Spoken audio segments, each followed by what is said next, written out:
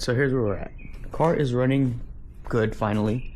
I got the timing and stuff situated, so car is all good up here. Now I'm dealing with a bunch of random fuel leaks, so I just fixed one of them. It was this hose that goes from, like, I guess it's the vent for the fill. It's cracked and stuff over here and split over there, so replace that one. And I thought that was all good. Yeah, let me go get some gas, fill it up with gas, and we sprung a new leak. So it seems like it's the rubber line that goes from, I guess, the fuel pump, and then it feeds the hard line up to the front of the car. It could also be the tank, I'm not 100% sure, but either way, in order to fix this, I need to drop the tank. Anyway, so now we get to figure out how to drop the tank. Try to find a video on YouTube, but everything's in a different language. I probably shouldn't be touching that. So yeah, we're gonna fuck around and we're gonna find out. Alright, so I got the cover popped off for the fuel pump, and we got a bunch of fuel on top of here, which is not looking too good. I don't understand how that's happening. Something's obviously leaking. One of these. Alright, but yeah, I'm gonna disconnect these two hoses, unplug this, this liquid here. It smells like fuel. This explains why the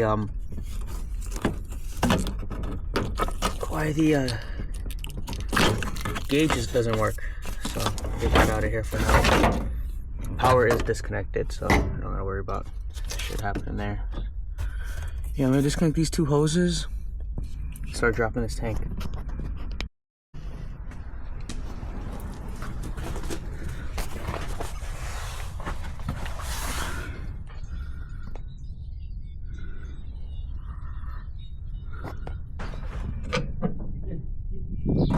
These are very nice on free-handed man.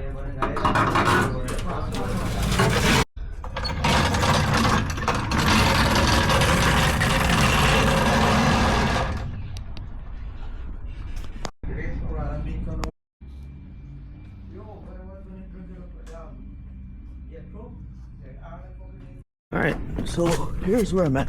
Fuel tank is out. And right now I'm just staring at these rusty fuel lines. So what I'm thinking is, since I have the fuel tank out and I'm waiting for a new one anyways, might as well redo all these fuel lines. So I have some -8 or -6 fuel line AN that I was going to use for my E36 build, but since that's not happening anytime soon, might as well put it to use on this. And these fuel lines are kind of junk, so do it once, do it right. So I'm going to convert the whole system to AN. Here's the hose I got. Just got to get a few more fittings. I'll get to do all this proper. I also got a new fuel rail and stuff, so it's be AN from front to the back.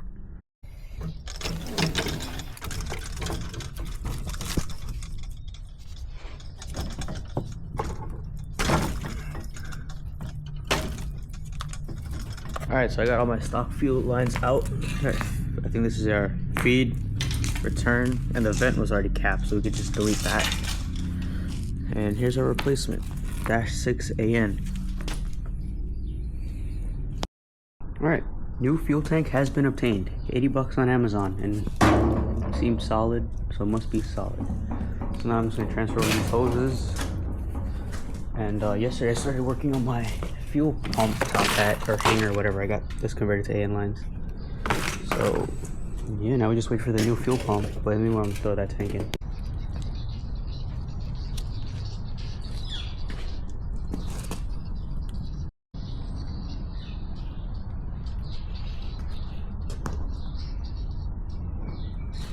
Alright, so I just took apart this fuel filter, and I don't think that's supposed to look like that in there. So let me unscrew this other side and see.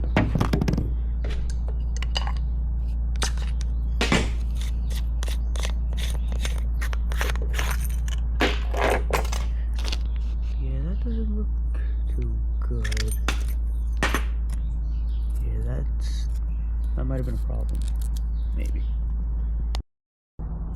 That's all that was in that filter. So I'll place that. Alright, so here's what I got. A Chemzo fuel pump. So this is a 350 liters per hour pump that I got off Amazon for like 40 bucks. I have no idea what the size of this, but this one was a little burnt up. I think it was run dry a couple times, so it says better wiring and everything, so I'm gonna wire that up, attach it to the fuel sending unit, which is over here.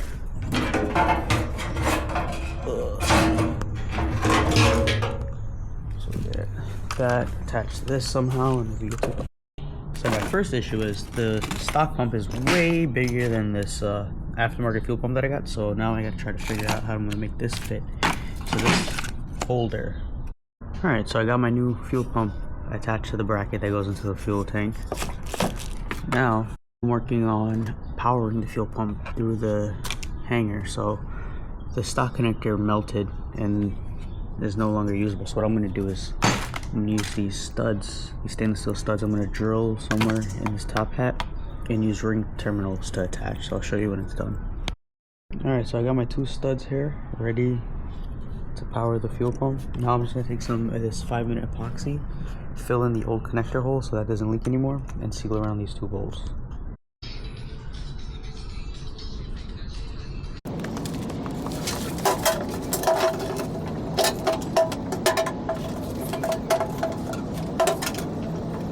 Alright, so the tank is in the car. AN lines have been made and ran to the front of the car. Got my return line plumbed into the bottom of my fuel pressure regulator. Got the feed line here, and I just came up with these 2 fittings. So what I'm going to do here is I got this dash 6 to dash whatever this is. So this is going to go to the feed like so. This fitting is going to go here, which converts it to barb. And I've got this. Where's it at? Fuel filter and hose. So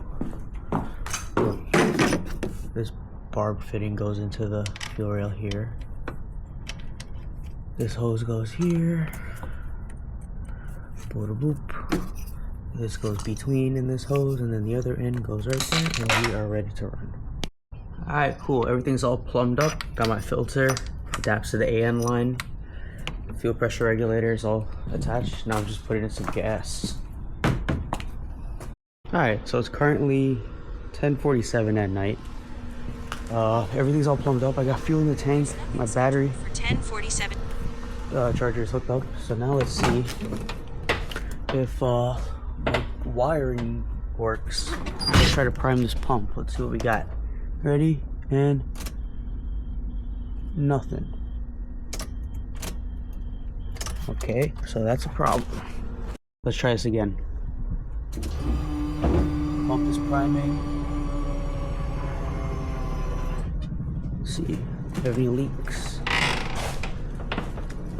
I hear something. I think it's this wiper. Alright, let's see if she'll start. Pump is priming. Alright, let's get it.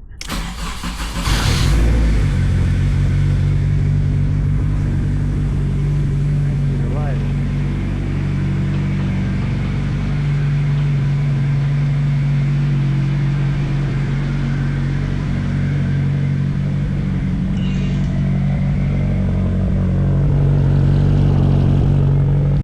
Alright, so here's where we're at. Car's back on the floor.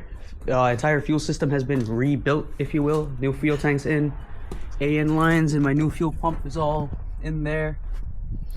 So now, my boy Keith is here, and he convinced me to do a little test drive. So what we're gonna do is we're gonna start the car up and just do some warm-up passes up and down the driveway, and then maybe if we're feeling up to it, we'll take it around the block. If we're feeling froggy. So we'll see. Feeling froggy, Keith? Yeah. Alright, so car's running. I'm just gonna back it down the driveway. I'll have Keith record a little bit for me.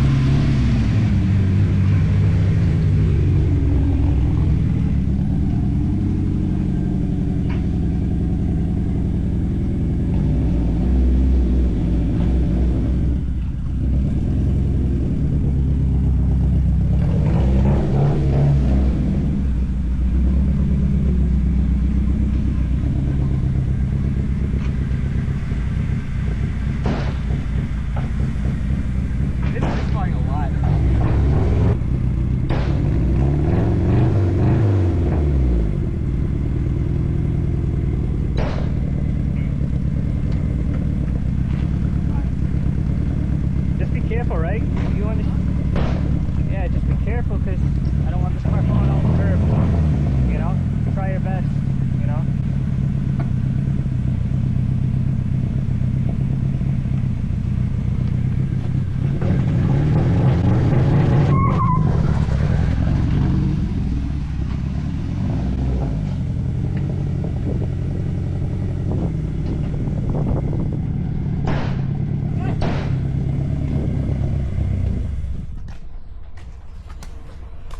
First burnout.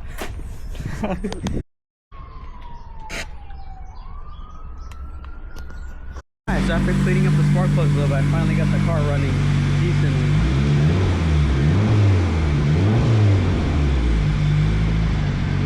A lot better.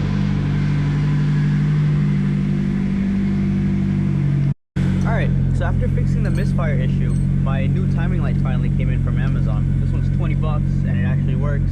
Versus this piece of junk, I paid like almost $60 at AutoZone and it stopped working after 5 seconds, so I gotta return that. But right now I'm trying to warm the car up a little bit. Yeah, it's gonna take a little while because I have no thermostat in there, but I'm trying to warm the car up so I can actually set the timing correctly. So I just threw this on and checked the timing, and it's what would you call it? It's advanced way too much, so I need to retard it a bit. So I'm just gonna let the car warm up and then we're gonna dial that in. So according to my research, to dial the timing in, what I need to do is disconnect the throttle position sensor and let the car run for a little bit and balance up its idle, and then I could just start adjusting the distributor from there. So, and we just let this warm up for a little bit longer. It's at what? 100. Let it get.